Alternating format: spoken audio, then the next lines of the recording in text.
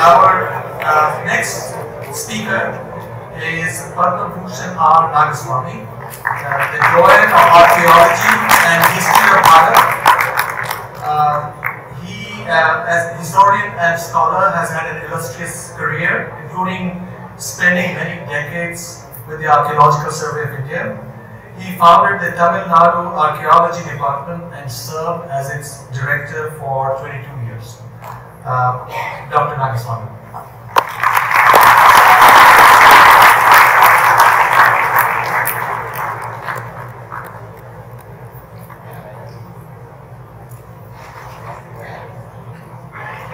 Namaskaram.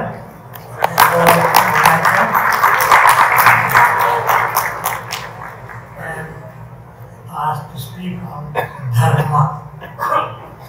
So, what is Dharma? Dharma is defined as Dharana Dharmam Ityuktam, or Dharati iti.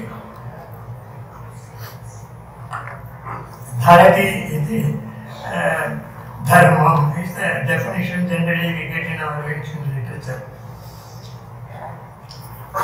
There are two dharmas distinguished by ancient Indian scholars.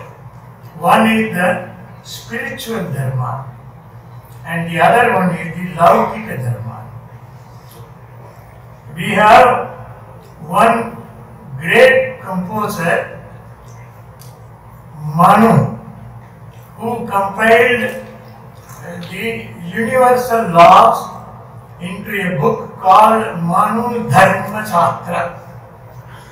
So, it is the Manu's Dharma that we all follow.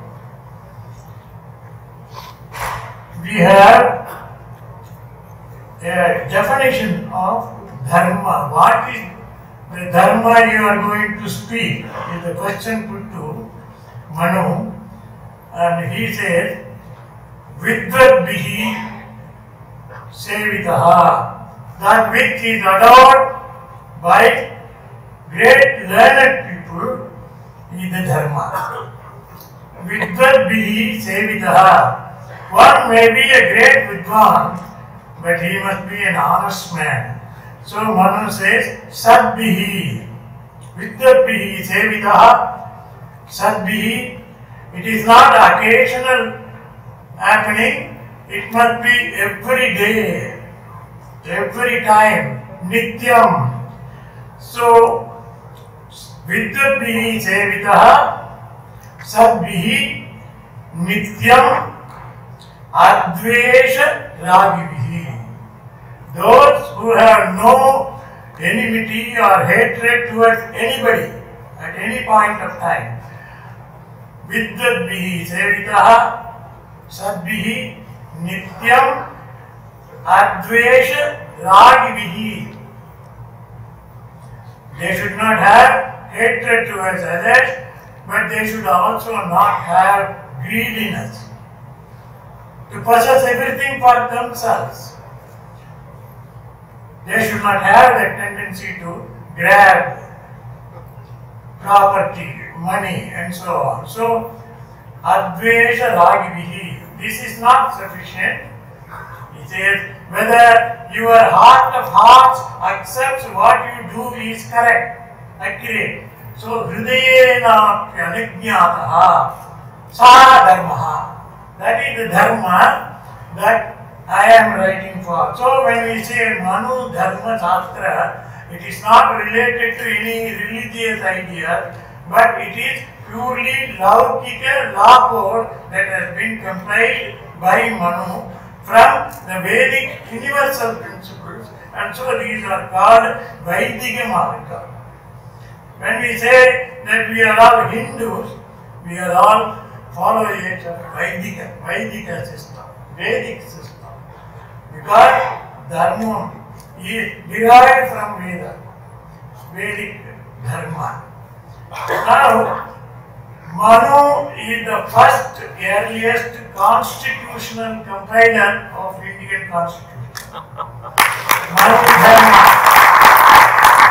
How can we call it a constitution?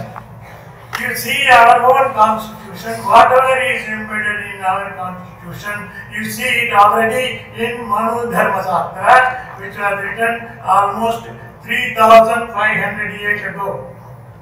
So, we are all the inheritors of a system, a law code, which has been compiled by Manu 3,500 years in the history of the world. Nowhere this type of law code has been followed, written and compiled, and absolutely on scientific principle. We have another set of rules called Virkya Sutra and Sravata Sutra. They all deal with rituals. But Manu Dharma is purely Laukika Dharma, and he defines how you should bring up children. First, children, students should be, how they should be brought with discipline, with attachment to Satya and Dharma, and learn to worship your own mother as God. Matru Devo Bhava, Pitru Devo Bhava, Acharya Devo Bhava. This is the first principle, which is called Dharma. Ime Dharma Gunaha says Ashoka, the great Maurya. So, first you learn to worship your own mother at your home, your father, your Acharya, and so on. This is called the Dharma.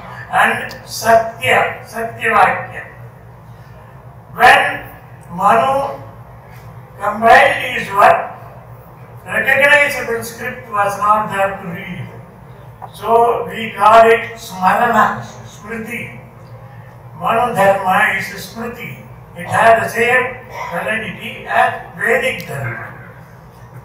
Then we came to how Grihastha Dharma should be observed. Married life should be there. First students, then married life, and then how a ruler should conduct himself, what are the qualities, and how he should consult the Janapada. Janapada are the elected representative of the cultivated lands, cultivated villages, and Vanijas, Nagara. Vanijas had their own assembly, and they had a Nagara where the people, representatives were elected. And then the sannyasa who would like to take over sannyasa for moksha, how they should conduct themselves. Then the king's qualities. Then after the king's qualities, we get into man living in the society, for which we require law. There will be vyavaharas, disputes, and in order to remove disputes, you must have law court, which is called dharmasana. And when the temples became important, dharmasanas were attached to the temples.